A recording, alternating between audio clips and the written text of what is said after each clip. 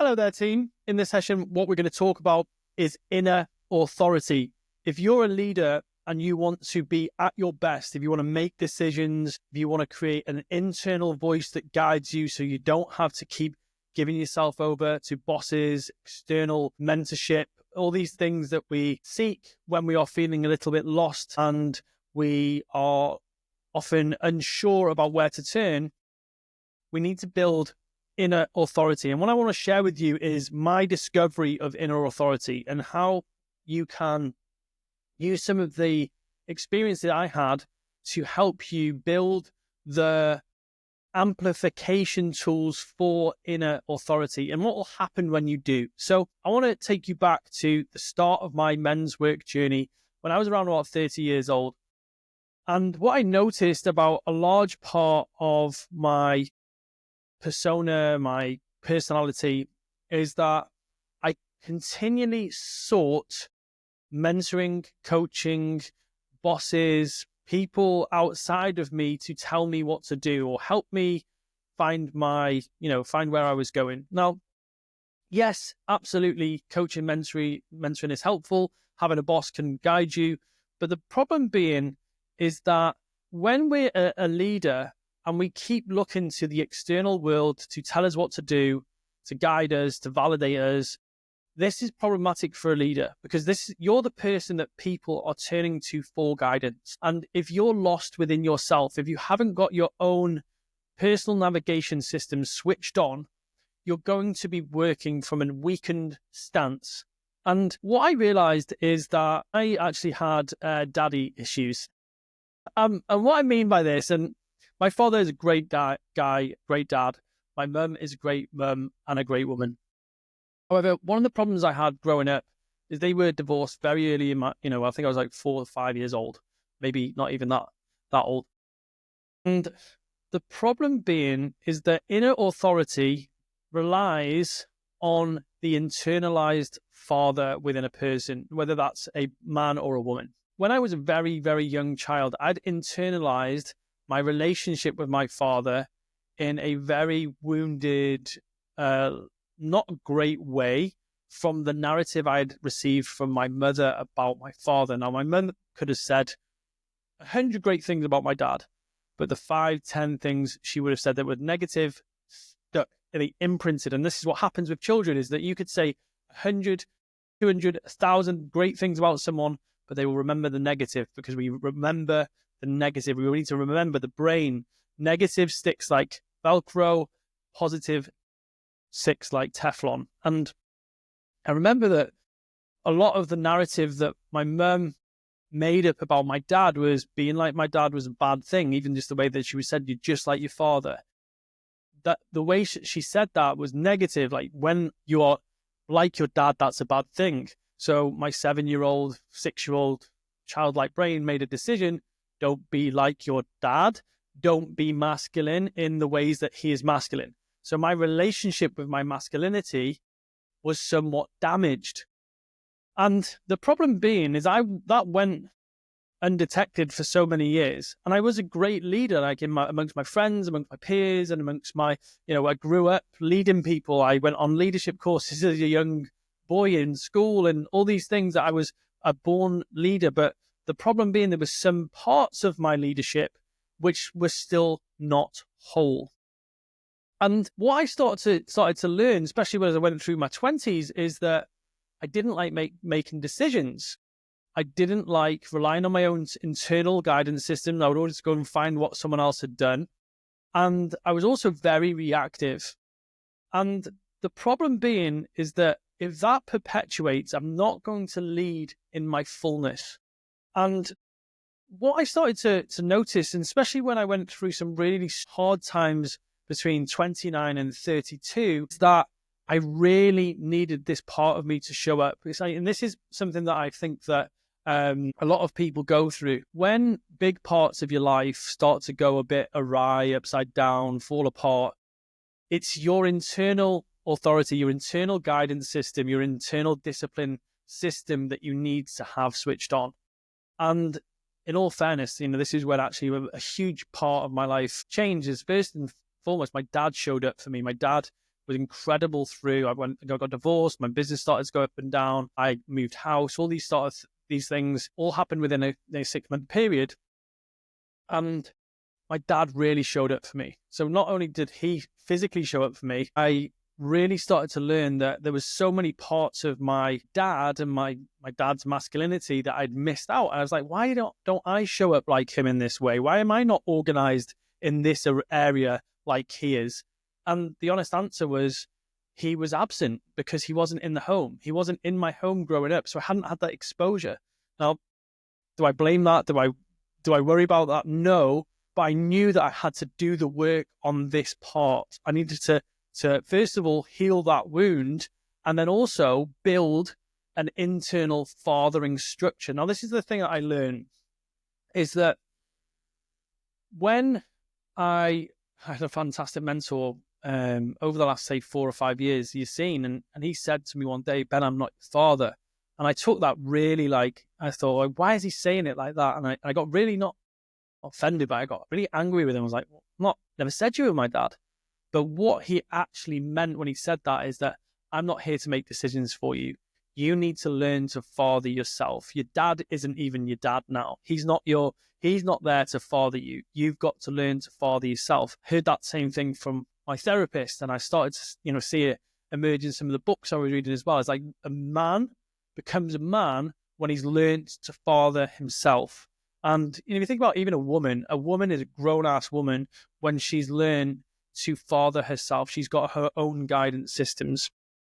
The problem being is if we don't learn that process, we're constantly looking outside of ourselves to be told what to do, to be told the direction we should go in, to make decisions for us. And that puts us in a really, I would say, victim stance of the world. We're always at the mercy to external, victim to other people's decisions, wants, needs for us, etc. So what that really started to tell me is that not only did I struggle this, and I was coaching loads of guys at the time, I could see the same characteristics. I could see the same traits. Overly feminized men, absent father. They hadn't, they'd been in leadership positions, but they weren't making decisions. And so I started to really work on this myself and came across the work of Phil Stutz. So Phil Stutz has been kind of my guru for the last couple of years. I really look at the stuff he's done because it's so pragmatic, useful, and it relates to so many of the struggles that I had. And one day I heard him talk about inner authority. And what it was just building this internal guidance system where you turn towards your whole self, your shadow, and you shut out the noise of the external world. And that's what I realized I needed to do as a leader. And this is what I realized so many people needed to do as leaders as well. They needed to stop looking to the external world to help them make decisions, to help them validate themselves, to help them move forward. So I think what happens is when we haven't got inner authority, first of all, we have a fairly reactive orientation to life. So you're reacting to people all the time. You won't make decisions. Like I said before, you will not make decisions because you're not the decision maker. You're not the parent, you're the child. And what you'll probably do, and I noticed this in the fitness transformation world, is clients would come through my door and like, "Ben, tell me what to do." So they would pay me as a coach, not just to coach them and help them make decisions. They wanted me to make decisions. And some of my clients, they actually get really frustrated with me sometimes. They're like, "Ben, can you just tell me what to do?" And I'm like, that's not my job. That's not my role, because me telling you what to do in the short term is going to sabotage your inner authority in the long term. I can help guide you to the right decision for you, but you've ultimately got to make the decision. And finally, that if you do not work on this part of you, your internal compass will be broken. You'll just find that you don't know where you're going, you don't know what you want. And when you have to turn inside and ask that question, you're so used to getting guidance from other people, told what to do, what you should do from your parents. Like, another way to look at this as well is if you've got a parent that's too guiding, tells you what to do too much, you won't have a well-developed inner authority. Like, think about this. If you've got parents that have told you what to do your whole life, how are you ever going to develop any inner authority? Like, this is what I want. This is my life. And I worked again with so many men that had this problem because it was a family business, because It was a family structure. That's how they operate in the family. People told each other what to do. People struggled. And when it comes to leadership, if you can't have, or if you don't have an internal guidance system, you're going to be lost, and people will not follow lost leaders. So that was really, really, like a big insight for me, especially seeing it in clients and having seen it in myself. So let's kind of just dive a little bit deeper into inner authority and how to create it. So if we see it as an internalized father-like voice, what it does is it keeps us accountable, it keeps us doing hard things, and it keeps us pushing into things like risk.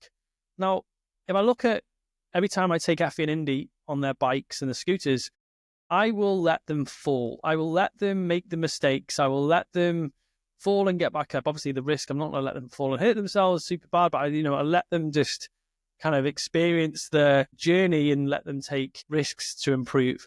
When I go with Poppy, Poppy will be way more comfort driven, way more supportive, doesn't want them to hurt themselves because she comes from the feminine. That's why we're a great team.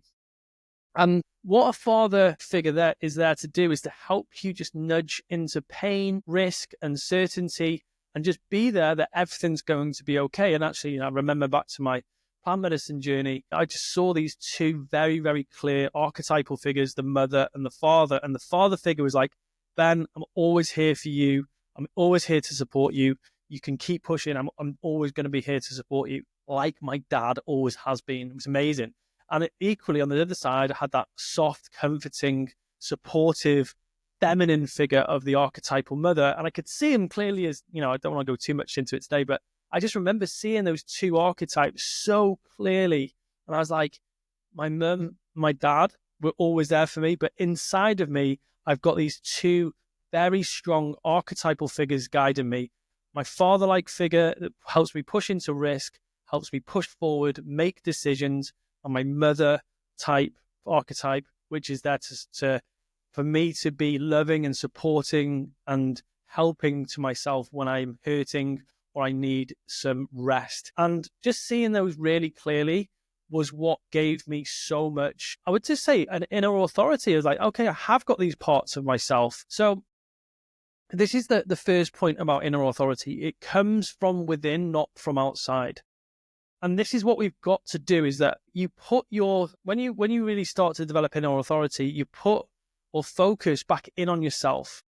Instead of this outside in creation of your world, you create your world from inside out. And what this means is that you don't want to have anyone else's structure imposed upon you. You create structure and you follow it. And that's the thing, is you have the discipline and the challenge and the love, what I would call the tough love, to hold you to your discipline. Because what I've noticed, and especially in terms of like self-development, so many people will follow people's blueprints, like some people's journals and diaries, and that's somebody else's structure. Now, yes, it will give you an idea of how to build a structure, which is sometimes what we actually need.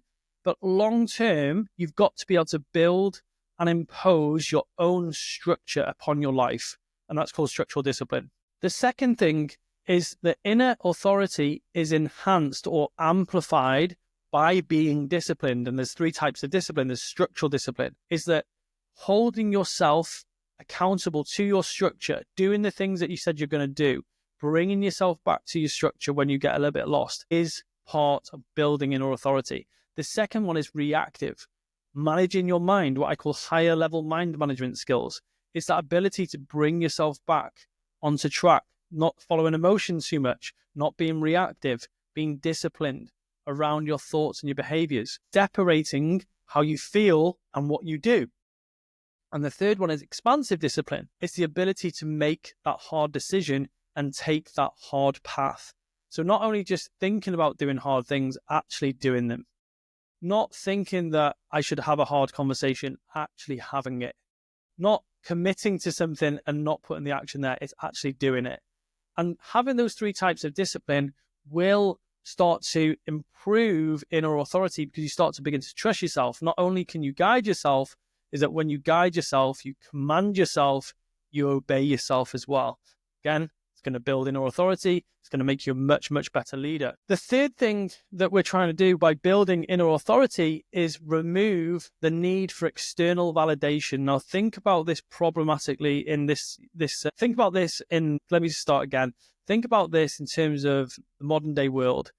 We place external validation probably at the highest point. Likes, comments, shares, people giving us a pat on the back. What we want to do is that people without inner authority seek external validation. We want to improve internal validation. Now, there is a process for this, and this is something I learned over the last 6 months. And I was like, hang on a second, why do I feel so in control of my own life? Why do I feel like I have so much agency now? And that was because every Friday for the last 6 months, I've been reviewing the week and thinking, how do I feel about how I've performed this week? What is my opinion about the work that I've done? What is my view about what I said I was going to do and what I did? And that's all that's really mattered. Not some boss, not some mentor, not some outside perspective, not a client, not my family members. What's my opinion of me? And that's a process. It's structural discipline. Every Friday I do it. I review the week. I look at wins, like lessons, challenges, struggles. What have I grown? Where have I grown? Where have I held myself back? I ask a number of different questions. And then I forecast into next week. And this is where it's so important. If I don't forecast into the following week, I've got nothing to measure against in terms of my word. And now what I've started to do is like thread those together, like get the Friday forecast up and then measure against what I said I was going to do. And that can be built into your week, your month, your year. And that is how we replace external validation.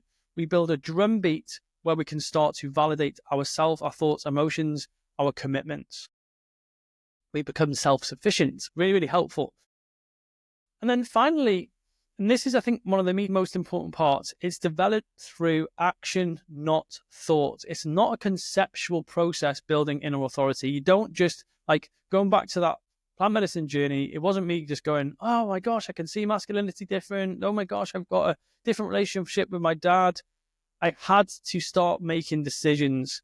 And it wasn't just making decisions, it was taking action after having made the decision. Because I believe that people don't make decisions and then they don't take action.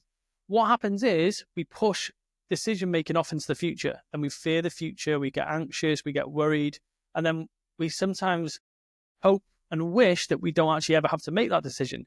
But then our life becomes reactive. It becomes ill-disciplined. We lose agency. We are controlled by other people. Things don't get done in our business. We're not a great leader. Whereas when we start to make decisions, we start to build that trust muscle that we can make decisions. And then when we've made them and we move into action, what starts to happen is we start to really trust that I will make a decision and then I will take action. And that improves self-trust, which is also known as confidence, self-trust.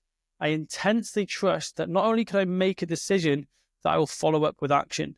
And when I start building that make a promise, keep a promise circle of trust, the circle of trust grows, and so does my inner authority.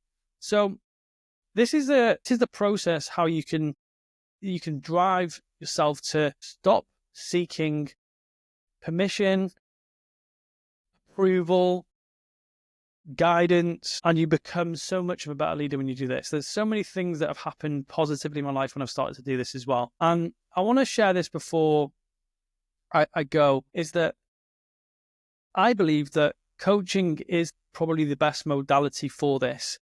Now, the reason why I believe coaching is so powerful and good coaching is powerful for building inner authority, you need someone to hold you in those uncomfortable spaces to make decisions. You need to have somebody who, especially if you struggle with this, who will not tell you what to do, who will ask you good questions, who will lead you and also allow you to lead yourself, who will be in that journey with you. Whereas the problem with just going by in a blueprint, a mentorship, a business structure, and putting it into your life, yourself, your business, your relationship, whatever it might be, is that, again, you're outsourcing to the external. So be very mindful for that. Find yourself a good coach who's able to extract from you your decisions instead of pushing. Sometimes, like, actually sometimes this is necessary when you've actually got no decision-making capabilities, like someone just helps you move into some kind of momentum. But at the same time, over the macro experience of being coached and being led, what we're trying to do is build inner authority. Hopefully this has been super helpful. If you found it helpful, like the session, comment if something that's really resonated with where you're at right now in your life and your leadership. And if you can subscribe to the channel if it's been helpful, and I will see you on the next session. Take care.